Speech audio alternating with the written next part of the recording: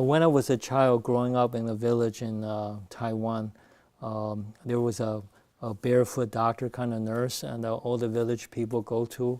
And as a child, we all have to go there for our shots, and everybody's afraid. But I thought it was quite interesting. The other thing I was thinking about is my mother being a piano teacher. I wanted to. She wanted me to also play piano. But because my hands are kind of small, I could not stretch to cover an octave on the piano. She thought that the only way that I could do that is if she has a surgeon to cut the webs between my fingers so I can stretch them. But I thought that was just too traumatic for me, so I didn't want to do that. I thought I could have gone to research. It was only when I thought, wow, that's kind of boring.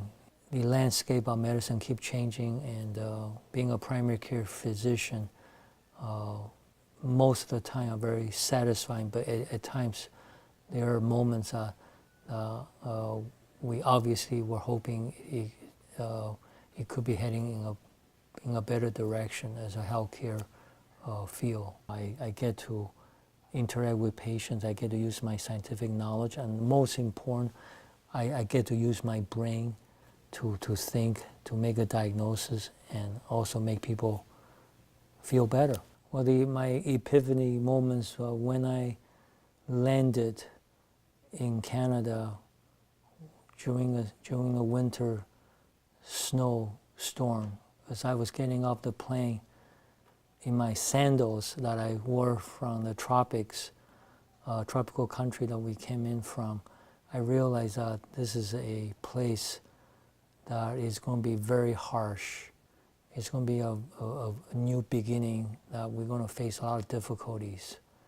That's when I had the epiphany of that I better get down and do serious work.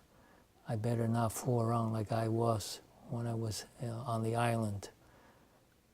And that's when I decided I better, this is a fresh start, and I better make the best of it.